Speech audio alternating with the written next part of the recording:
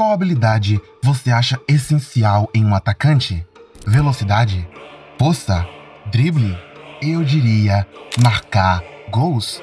Pode parecer absurdo, mas em uma era como a nossa, onde os jogadores de ataque precisam voltar para ajudar na marcação, é preciso relembrar isso sim. Os atacantes existem por causa dos gols. Eles sobrevivem por causa disso. Assim como Ronaldo Fenômeno, Samuel Eto'o e Cristiano Ronaldo, Hugo Sanches entendia isso. Era o típico centroavante que não driblava, não voltava para ajudar na marcação. Ele esperava a bola e quando ela chegava nos seus pés, em 3, 4, 5 toques, ele marcava seu gol. Sim, pode parecer insano, mas ele era insano. O seu trato com a bola era completamente diferenciado.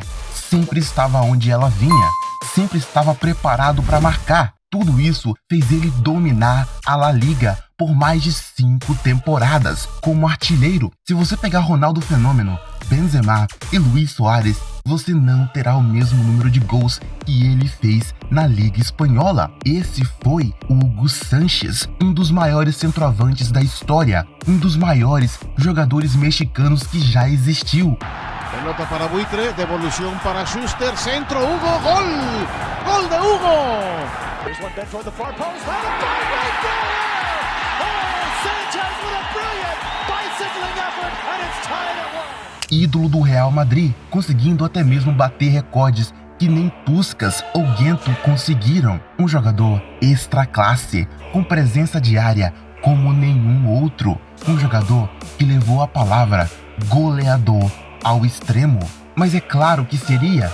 Hugo Sanches cresceu em uma família onde esporte corria nas veias de todos os integrantes. Seu irmão e pai eram futebolistas e sua irmã era ginasta olímpica. Inclusive, foi com ela que Hugo aprendeu a ter elasticidade e plástica no futebol. Por isso, anos mais tarde, ele comemoraria seus gols com piruetas. Ele chegou a praticar o esporte e gostava muito, mas quando começou no futebol, nunca mais quis largar. Aquele esporte o encantava. Essa mistura maluca fez de Sanches único, e com seus 15 anos, ele já representava um time de uma universidade, e sem nem mesmo ter idade para ter saído do ensino médio, ele já estava representando sua seleção em jogos fora de casa. Antes de começar a se destacar pelo Pumas, Sanches brilhou na disputa dos Jogos Pan-Americanos de 1975, realizados no próprio México. O atacante marcou 7 gols, com direito a 2 hat-tricks, e ajudou sua equipe a levar o título. No ano seguinte, o Guito tentou repetir a dose nos Jogos Olímpicos de Montreal, mas o México caiu ainda na fase de grupos.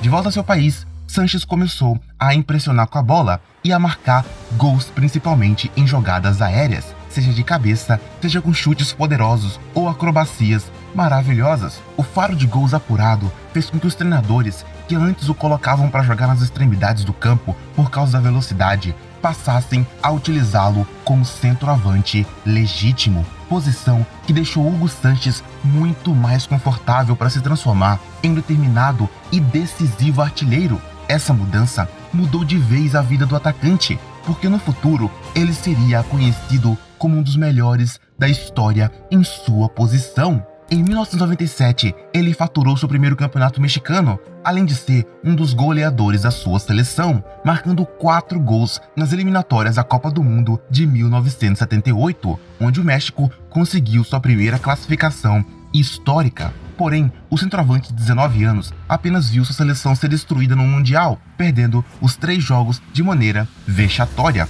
E ele mesmo não conseguiu marcar nenhum gol sequer, mas isso seria apenas o começo de sua trajetória, o início de um grande jogador. Na temporada seguinte, ele veio ainda mais confiante pelo Pumas, jogando muito e sendo pela primeira vez o artilheiro do campeonato com 26 gols. Entre 1979 e 1980, o craque disputou algumas partidas pelo San Diego Sockers por empréstimo, mas quando voltou ao Pumas, foi simplesmente decisivo ao marcar 3 gols no triangular decisivo da Liga dos Campeões da CONCACAF, conquistada pelo clube mexicano após vencer o Robin Hood do Suriname por 3-0. 2 gols de Sanches e Universidad de Honduras por 2-0, com um gol do artilheiro. Além de outro campeonato nacional, Hugo levantou mais uma vez o título de artilheiro da competição. Era incrível como até aquele momento a Europa não fizeram uma proposta, só que isso era questão de tempo, porque os times europeus já estavam de olho na promessa do time mexicano, mas ele deixaria ainda mais na cara que era fora de série na disputa da Copa Interamericana contra o Nacional do Uruguai, marcando seu gol que deu ao Pumas o título. O que ele estava jogando era absurdo, não precisava de muitos toques, ele chegava e colocava a bola na rede sem problemas e parecia que nem olhava. Era como se seu corpo soubesse o que precisava fazer. Era como se tudo nele apontasse para o gol adversário. Com tudo isso, a torcida do Pumas ficou sem palavras para ele, mas o Atlético de Madrid não permitiria que Hugo continuasse sua história no México. Fez sua proposta e levou o centroavante goleador para o velho continente, deixando o Pumas órfão de um ídolo e craque de bola. Mesmo com toda a badalação no México, na Europa quase ninguém conhecia o craque. Afinal, naquela época, o país centro-americano não revelava joias para o mundo do futebol. Então, sua contratação foi cheia de questionamentos e a torcida não acreditava muito na sua qualidade. E isso piorou porque no começo ele ficou muito tempo no banco, jogando apenas 20 jogos e marcando 12 gols, número abaixo do esperado para um craque do seu tamanho. E isso piorou ainda mais depois da seleção mexicana não conseguir sua classificação para a Copa de 82, perdendo a vaga para Honduras e El Salvador. Muitos já diziam que ele sairia do clube europeu e voltaria para o México, mas Hugo Sanches não queria aquilo e faria o que fosse preciso para permanecer e justificar sua contratação. Afinal, ele tinha total convicção na sua qualidade e demonstraria isso ao seu treinador para que lhe desse mais chances como titular. E isso de fato funcionou. Na temporada 94-95, ele fez 33 jogos, marcando 19 gols, lhe rendendo o prêmio de artilheiro do Campeonato Espanhol. Ele era imprevisível. Sanches se consagrava pelo talento em surpreender os goleiros adversários com toques sutis, chutes rasteiros e cabeçadas letais, além de constantes voleios e bicicletas que arriscava em alguns jogos. Ele estava voltando à sua forma natural, porque de fato ele era um craque e todos estavam vendo isso naquele momento. Antes de continuar o vídeo, se chegou até aqui e está curtindo, deixe seu like aqui embaixo. Dá muito trabalho cada um desses vídeos e seu like e inscrição me incentiva a trazer sempre mais e mais. Se não é inscrito, é rapidinho, assim não perde nenhum dos conteúdos do canal. Agora, vamos para o vídeo. Sanches também jogou muito na Copa do Rei. Foram jogos lendários do Atlético naquele ano, com goleadas e espetáculo do seu centroavante. 5-2 sobre o Deportivo La Coruña nas oitavas, 3-0 nas semis contra o Zaragoza. Hugo também marcou na final contra o Atlético, jogo vencido por 2-1. O primeiro título de Sanches na Espanha estava acontecendo no Santiago Bernabéu. Mas o que ninguém naquele momento sabia era que aquele lugar seria a próxima casa do centroavante goleador. Sim, o Real Madrid o queria, e nós sabemos que quando o time da capital espanhola quer um jogador, ele só aceita sim como resposta. Porém, o Atlético de Madrid não queria negociação, principalmente porque a torcida já estava furiosa com aquela situação. Por isso, o presidente do Atlético teve uma ideia: revendeu Hugo para o Pumas por 200 milhões de pesetas e o Real Madrid o contratou do Pumas por 250 milhões de pesetas alguns meses depois. A jogada dos dirigentes e do atleta maquiou um pouco a ira da exigente torcida do Atlético, mas o fato era que Sanches estava indo para o Real e todos perceberam que aquilo tudo era apenas uma enrolação, para não dizer que o Real comprou diretamente do seu rival. O importante é que Hugo foi, e eu já posso adiantar aqui, ele foi e fez história. Quando a torcida do Atlético percebeu, Hugo estava se apresentando no Santiago Bernabéu para 50 mil torcedores. O engraçado é que esse período seria o auge da lenda do clube branco. Quando ele chegou no clube, conheceu Emílio Butragueño, outro grande jogador. Os dois fariam uma dupla lendária na história do Real. A dupla deu ao clube, já na temporada 85-86, a primeira de Hugo com a camisa branca, o título do Campeonato Espanhol,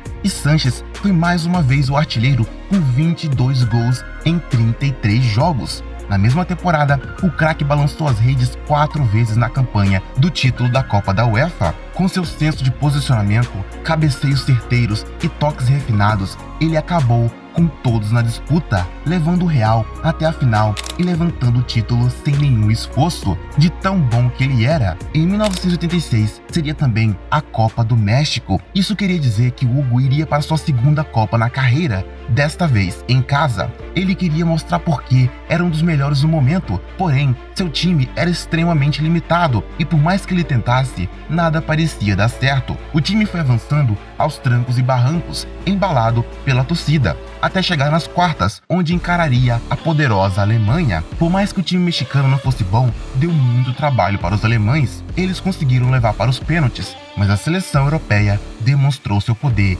eliminando o time anfitrião do torneio. Hugo ficou muito triste, já que dificilmente voltaria a estar em uma quartas de Copa do Mundo. E isso era verdade. Sanches só voltaria a uma Copa do Mundo em 1994. Nessa época, ele já seria veterano e não conseguiria desempenhar bem seu futebol. O que deixou mais triste foi que a FIFA deu uma punição à sua seleção. Segundo a entidade, no Mundial Sub-20 de 89, os mexicanos levaram 4 garotos acima da idade permitida, e isso gerou uma punição de 2 anos longe de qualquer disputa internacional para todas as seleções do país. Por isso, os mexicanos não participaram da Copa de 90. Mesmo assim, Hugo continuou a brilhar, vestiu a camisa branca do Real e encarou aquele time como a sua seleção. Imparável, o atacante seguiu colecionando títulos com o clube. Para você ter uma ideia, foram 5 títulos seguidos de La Liga para o Real, uma verdadeira hegemonia, e isso que nem falei das 3 Copas do Rei. Durante esses anos, o centroavante colecionava gols e troféus de artilheiro. Tiene la pelota, mete centro de primera intención, Hugo, gol.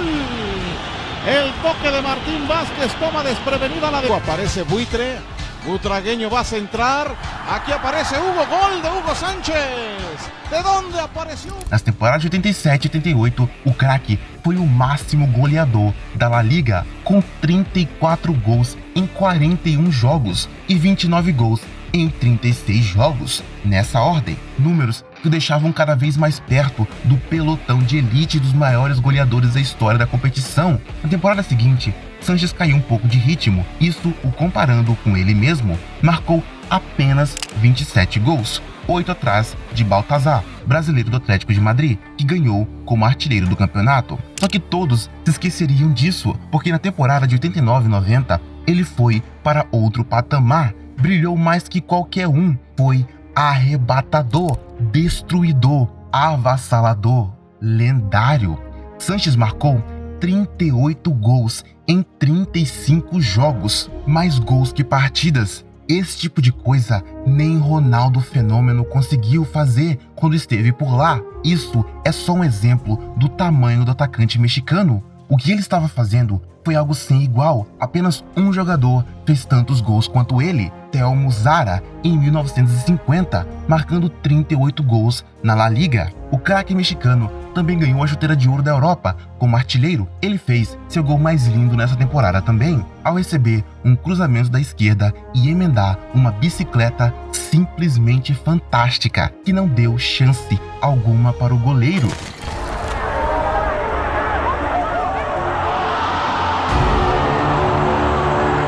Num lance plástico, único e inesquecível, o gol foi tão absurdo que ficou conhecido como Senhor Gol por 2 motivos. O primeiro era que esse era o nome do adversário do Real na ocasião, lido de trás para frente, Logroñez. O segundo, mais óbvio, era o fato de que aquele era um Senhor Gol. Que gol! Depois de grandes temporadas no time da capital espanhola, Hugo Sanches começou a cair de rendimento após uma série de contusões, e junto disso, o próprio Real já não era o mesmo dos anos anteriores, com a ascensão do rival Barcelona. Isso fez com que ele perdesse seu protagonismo e acabasse sendo vendido em 1992 para o América do México. Pelo clube, ele conquistou a Liga dos Campeões da CONCACAF, além de diversas grandes atuações. Por conta disso, o Real Vallecano decidiu o comprar. Ele estava de volta à Espanha e marcou 16 gols, se tornando o 4º maior artilheiro do campeonato, com 234 gols em 347 jogos, sendo superado apenas por Lionel Messi, Cristiano Ronaldo e Telmo Zarra. Ele ainda passou por outros pequenos clubes do México até encerrar sua carreira. Podemos dizer que Hugo Sánchez foi um dos maiores da história. O seu poder de finalização só pode ser comparado a de Ronaldo Fenômeno, além de sua precisão quase lendária de estar sempre no lugar certo, na hora certa, no momento certo. Ele colecionou marcas como o título de jogador a ser por 4 temporadas consecutivas o artilheiro da La Liga, sendo igualado anos depois apenas por Messi. Seus gols foram épicos, dignos de uma lenda, um gênio. E falando em gênio, o que você sabe da história de Alex, ex-jogador do Palmeiras e Cruzeiro? Você sabia que, segundo ele mesmo, sua carreira só não decolou por conta da máfia do futebol? Isso mesmo. Se quiser saber por quê, clique aqui do lado. Muito obrigado a todos que comentam nos vídeos, ajuda muito a eu sempre trazer cada vez mais conteúdos para vocês. Novamente, muito obrigado. Fui!